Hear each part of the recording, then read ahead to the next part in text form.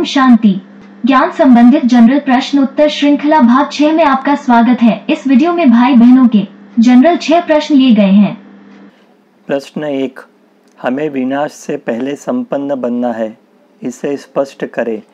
किसमें संपन्न बनना है और कैसे बनेंगे? इसका उत्तर है, बाबा के देखने का नज़रिया ही कुछ और है। बाबा तो हर बच्चे को नंबर 1 में देखना चाहते हैं, लास्ट से लास्ट बच्चे को भी फर्स्ट नंबर में देखना चाहते हैं। समय प्रति समय लास्ट सो फास्ट कह मौके का इशारा भी देते रहते हैं, मोटिवेट भी करते हैं। तभी तो ब्रह्मा बाप को फॉलो कर बाप समान बनने की श्रीमत देते हैं। उसमें 16 कला संपूर्ण बनने के साथ सर्वगुण और शक्तियों से संपन्न होने का भी समावेश है। हमारे संपन्न व संपूर्ण होने में कहाँ, क्या और क्यों कमी है, यह अटेंशन युक्त चेकिंग से ही संभव है। सभी गुणों को सामने लाकर चेक करें, किस गुण के अनुभूति में कमी है। उसी तरह कौन सी शक्ति समय पर हाजिर नहीं होती, उस पर विशेष पुरुषार्थ करना है। कौन से विकार ज़्यादा तंग कर रहे हैं, उसमें आलस से अलबेलापन भी कम नहीं है। ब्रह्मा बाप ने विशेष आत्मिक स्वरूप, बेहद की दृष्टि और दूसरों को आगे रखने का संकल्प रखा। अपना तन मन धन ईश्वरीय कार्य में लगाते हुए केवल निमित्त रूप से सेवाएं दी।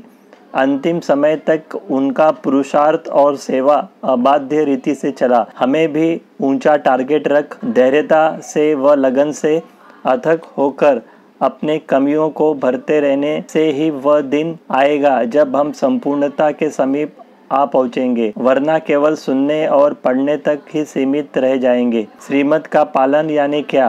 पहले चेकिंग, फिर करना और अंत में बनना। चारों ही सब्जेक्ट पर समान अटेंशन हो, क्योंकि सभी का आपस में कनेक्शन है और सभी में पास होना है। तन मन और धन तीनों ही सफल करें। समय पर जो करता है वह बनता है, केवल कहने अथवा हाथ उठाने की बात नहीं। प्रश्न 2, मैं बाबा से बातें करने की बहुत कोशिश करती हूँ पर जवाब नहीं मिलता। मैंने सुना है कि परमात्मा बहुत ही हाई फ्रीक्वेंसी में है और हम सब लो फ्रीक्वेंसी में। क्या यही वजह है? हाई फ्रीक्वेंसी जब चाहे लो फ्रीक्वेंसी से कम्युनिकेट यानी बात कर सकती है, लेकिन लो फ्रीक्वेंसी वाली ऐसा नहीं कर सकती। उसे अपनी फ्रीक्वेंसी बढ़ानी होगी। परमात्मा के लेवल यानी स्तर तक वार्तालाप करने के लिए। यह मेरा डाउट भी है और अनुभव भी। इस पर अपने विचार शेयर करें। इसका उत्तर है, परमात्मा बच्चों का रिस्पॉन्स ज़रूर देता है और ख़ासकर जो नए बच्चे हैं उनको तो विशेष पालना और सहयोग मिलता है। यह स्वयं का और अन्य सभी का भी अनुभव है, जिनको परमात्मा पर निश्चय बैठ गया है कि यह वही कल्प पहले वाला बाबा फिर से मुझसे मिलने, पढ़ाने और वर्षा देने के लिए दूर देश से आया है। ऐसे निश्चय बुद्धि, सच्चे और साफ दिल वाले बच्चे भगवान को अति प्रिय है। इसमें संशय की कोई गुंजाइश नहीं। रही हाई फ्रीक्वेंसी या लो फ्रीक्वेंसी की बात, तो यह सही है कि परमात्मा की फ्रीक्वेंसी सबसे हाईएस्ट है, परंतु जब हम भक्त या रावण संप्रदाय से ईश्वरीय संतान बनते हैं तो वो दूरी भी समाप्त हो जाती है। ईश्वर या प्रभु के बजाय हम उन्हें स्नेह से बाबा पुकारते हैं। हम उनकी पालना की छत्र छाया में बच्चे समान पल रहे होते हैं। उनकी शक्ति और प्रेरणा सदैव हम पर बरस रही होती है, परंतु हमारे पूर्व शुद्र पुराने संस्कार एवं कार्मिक अकाउंट ही वह वजह है जिससे हमारा मन शांत और बुद्धि एकाग्र नहीं हो पाता। निश्चय भी डगमग होने लगता है, जिससे हमारी टचिंग और कैचिंग पावर में बाधा उत्पन्न होने से हम परमात्मा के डायरेक्शन को रिसीव नहीं कर पाते। संगम पर परमात्मा अपने बच्चों से 3 प्रकार से कम्युनिकेट यानी बातें करता है। पहला है योग में प्रेरणा अथवा करंट के द्वारा, जिसे टचिंग कह सकते हैं। दूसरा मुरली के द्वारा और तीसरा किसी भाई या बहन के द्वारा। ज़रूरत है आपको इन पर निश्चय होने की और उसे कैच करने की। प्रश्न 3, अमृत वेला उठने के बाद पुनः सोना नहीं चाहिए, क्यों? इसका उत्तर है, अमृत वेला में हम परमात्मा से योग लगाकर आत्मा को गुणों और शक्तियों से चार्ज करते हैं। यदि हमारा यथार्थ कनेक्शन होगा तो विकर्म विनाश और एकाग्र स्थिति होने से आत्मा अपने को हल्का और फ्रेश महसूस करती है। दूसरी ओर योग हमारी अवस्था को भी तमो और रजो से ऊपर उठा देता है। अब यदि हम सोते हैं तो हम पुनः तमो अवस्था में उतर जाते हैं। स्वप्न भी आने की संभावना रहती है। अनुभव कहता है कभी कभी तो व्यर्थ और डरावने स्वप्न भी आते हैं, जिससे स्थिति और ताजगी चली जाती है। योग करने के बाद नींद भी गहरी आती है, जिससे आगे की दिनचर्या भी प्रभावित हो जाती है। यदि रात्रि जागरण किया है या कोई शारीरिक आवश्यकता है तो बात दूसरी, क्योंकि तब इसे आलस्य या अलबेलापन नहीं कहेंगे। ऐसे में 30 से 45 मिनट थोड़ा लेटने से ब्रेन और शरीर को आराम मिल जाता है, पर उससे अधिक नहीं। हमें स्वयं ही चेक कर निर्णय लेना है। प्रश्न 4, अशरीरी का एक्यूरेट अभ्यास कैसे किया जाए, कृपया स्पष्ट कीजिए। इसका उत्तर है, अशरीरी का एक्यूरेट अभ्यास तभी हो सकता है जब हमें दृढ़ निश्चय हो जाए कि मैं देह नहीं, ज्योति बिंदु स्वरूप आत्मा हूँ। मेरा वास्तविक घर परम धाम ज्योति की दुनिया है। मेरा सच्चा संबंध एक निराकार परमात्मा से है। इस सृष्टि रूपी कर्म क्षेत्र पर कर्म करने के लिए अवतरित हुई हूँ। बस इसी स्मृति को पहले हर संकल्प में पक्का करते रहें, साथ साथ कर्मों में भी उसे प्रैक्टिकल में लाएं।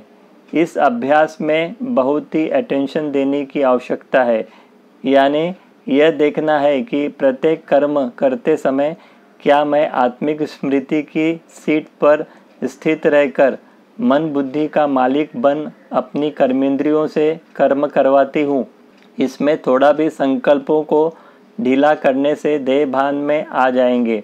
कुछ इंद्रियों का कंट्रोल इसमें महत्वपूर्ण रहता है, जिसके वश न होने से देह भान में आ जाते हैं और विकर्म बहुत जल्दी हो जाता है, जैसे दृष्टि, स्वाद, वाणी और निद्रा।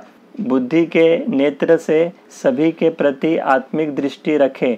सदा अतीन्द्रिय रस के स्वाद में मग्न रहे, ज़्यादा वाणी में ना आए, तभी वाणी से परे रह सकेंगे। और जितना अलर्ट और स्फूर्त रहेंगे, दृढ़ संकल्प में अडिग रहेंगे, उतना निद्रा पर विजय प्राप्त कर सकेंगे। इसलिए इनको जीतने से सहज ही मायाजीत बन अशरीरी स्थिति को प्राप्त कर सकेंगे और वह जीत प्राप्त करने की शक्ति आएगी एक बाबा की याद और उनसे सर्व संबंधों का रस लेने से। जब बाबा ही संसार हो जाता है तो मन, बुद्धि और कर्मेंद्रियों का भटकना शांत हो जाता है और आत्मा अपने मूल स्वरूप को प्राप्त करती है। इसे ही अशरीरी अवस्था कह सकते हैं।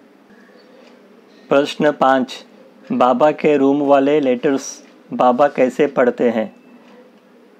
इसका उत्तर है, बाबा को आपका पत्र सूक्ष्म में लिखने के पहले ही संकल्पों द्वारा पहुंच जाता है। स्थूल में तो बाद में पहुंचता है। शब्दों से ज़्यादा बाबा भावना देखता है, निस्वार्थ प्रेम देखता है। बाबा पत्र का रिस्पॉन्स देने में देरी नहीं करता। बच्चे उसे कैच नहीं कर पाते हैं। बच्चे चाहते हैं कि बाबा भी स्थूल में जवाब दे, इसलिए नाराज़ हो जाते हैं। जिस प्रकार व्हाट्सएप पर कभी कभी हम आपस में एक दूसरे से अनजान होते हुए भी एक दूसरे के स्वभाव, संस्कार और भावना को समझ सकते हैं। This is power of words. यह है शब्दों की शक्ति। हम तो फिर भी देहधारी हैं। बाबा तो निराकार ऑलमाइटी अथॉरिटी है, तो उनमें कितनी पावर होनी चाहिए। बाबा तो कोई विचार भी नहीं लाते होंगे। उनका है थॉटलेस पावर, विचारहीन शक्ति। जब आप पत्र लिखती हैं तभी ही वे बाबा तक पहुंच जाते हैं। आबू में जाकर अर्पण करना यह तो कर्मणा हो गया। बाबा से सच्चा प्यार है तो नाराज़गी नहीं बल्कि स्नेह बढ़ना चाहिए। बाबा तो प्रेम का सागर है। बच्चों के लिए दिल में प्रेम ही प्रेम है, इसलिए कभी भी नाराज़ नहीं होता। बच्चे ही बाप को न समझने के कारण दिल शिकस्त हो जाते हैं। कभी कभी फिर भी बाबा तो प्यार ही करेगा ना। बाबा को पत्र लिखती रहना, चाहे स्थूल में जवाब न भी मिले। बाबा को जब ज़रूरी लगेगा तो आपको टचिंग द्वारा या किसी भाई के द्वारा जवाब मिल सकता है। बाबा के मस्तक मणि बनने की कोशिश करो। मस्तक है बाप का अकाल तख्त, और वहाँ पर कौन बैठ सकता है जो बाप समान है। ऐसे बच्चों को बाप दिल में बिठाकर पलकों में समाकर साथ ले जाता है। अपने सभी बोझ बाप को देकर हल्के हो जाना और श्रीमत अनुसार पुरुषार्थ कर आगे बढ़ते रहना। आगे बाबा की जिम्मेवारी, लेकिन बच्चे निश्चय बुद्धि नहीं हो पाते।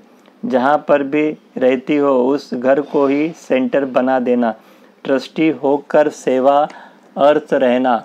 मन से बाबा को अर्पण कर देना। फिर आपका घर आपका नहीं बाबा का घर हो जाएगा। लौकिक पढ़ाई में भी बैलेंस करके चलना। ज़्यादा टेंशन नहीं लेना। रूहानी पढ़ाई तरफ विशेष अटेंशन देना, क्योंकि समय बहुत कम है और तुम लास्ट समय आई हो, तो लास्ट सो फास्ट जाने की कोशिश करना। योग तरफ विशेष ध्यान हो। आत्मिक स्थिति में ही हर कार्य करने की कोशिश करो तो योग में मदद मिलेगी। स्थिति ऊंची व श्रेष्ठ होगी और मनसा सेवा भी पावरफुल हो जाएगा। स्थूल में सेवा नहीं दे सकती तो मनसा से ही करो, लेकिन बाबा को साथ लेकर बाबा के दिल में बैठकर सेवा करना तो सकाश की शक्ति बढ़ जाएगी। कोई भी कार्य करते समय बाबा को ही दोस्त बनाकर बता सकती हो। बाबा का अतिरिक्त सहयोग मिलेगा। दूसरी कोई भी इच्छा रखना माया का आवाहन करना है। बस एक बाप के ही सदा संग रहने की, विश्व कल्याण की व बाप की प्रत्यक्षता की इच्छा रखनी है। सिंपल रहे, सैंपल बन के दिखाना है। बच्चे यदि बाप को साथी बनाकर श्रीमत का पालन करते हुए ठीक रीति से पुरुषार्थ करते रहेंगे तो बंधन भी समाप्त हो सकता है। कर्मयोगी बनने की प्रैक्टिस करनी है, इससे ही कर्मातीत बनने में मदद मिलेगी। सदा खुश रहो, कभी भी रोना नहीं, नाराज भी नहीं होना। सर्वशक्तिमान भाग्य विधाता बाप मिला तो सर्वशक्तियों व सर्व प्राप्तियों का अधिकार भी स्वतः मिल गया। फिर और क्या चाहिए। ज़्यादा फिक्र नहीं करो। आगे तो परिस्थिति ऐसी विकराल हो जाएगी कि घर से बाहर भी नहीं निकल पाएंगे तो सेंटर भी नहीं जा सकेंगे।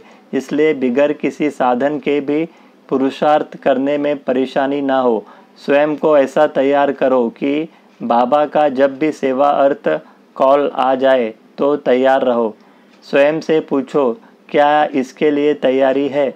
बाबा का नंबर है 3030। आत्मा बिंदी, शिव बाबा बिंदी, ड्रामा बिंदी। इसे बुद्धि में सेव कर लेना। दूसरे नंबर तो देहधारियों के हैं। बुद्धि की लाइन क्लियर रख। आत्मिक स्थिति में रहकर यह नंबर डायल करने पर बाबा तक पहुंच जाएगा। प्रश्न 6। अगर हम कुछ दिनों के लिए फरिश्ता स्वरूप पक्का करने के लक्ष्य बनाकर पुरुषार्थ करें तो क्या इस समय हम फरिश्ता बन सकते हैं बिना स्थूल शरीर का पूरा त्याग किए। उत्तर है, अगर आपने बहुत पुरुषार्थ किया और अशरीरी स्थिति बना लिया तो दूसरों को भी आपका चमकता हुआ ऑरा दिखाई देगा। सभी को तो नहीं कह सकते क्योंकि सामने वाले की स्थिति पर भी निर्भर करता है। हाँ, ड्रामा अनुसार यदि कोई आपको नुकसान पहुंचाने आए या जो शांति की प्यासी आत्मा हो, बहुत दुखी हो, उसको भी अनुभव हो सकता है। पर अशरीरी और लाइट स्वरूप का पक्का अभ्यास बहुत ज़रूरी है और बहुत काल का चाहिए। अंतिम समय की तो बात ही कुछ और है। तभी तो ड्रामा अनुसार सभी की सेवा हमारे फरिश्ते स्वरूप द्वारा ही होनी है, क्योंकि तभी वातावरण ऐसा हो जाएगा कि किसी के पास न ज्ञान सुनने का समय होगा न ही सुनाने का। दूसरी विधि है एस्ट्रल ट्रैवल, अंतवाहक शरीर द्वारा अथवा सूक्ष्म शरीर द्वारा सेवा। स्वयं के सूक्ष्म शरीर को स्थूल शरीर से अलग होते हुए गहरी बेशुद्धि के समय स्वप्न में अथवा योग में अनुभव करते भी हैं। अंत में दूसरे भी हमारे सूक्ष्म शरीर को प्रकाश की काया में फरिश्तों के रूप में मदद करते हुए देख सकेंगे। ओम शांति।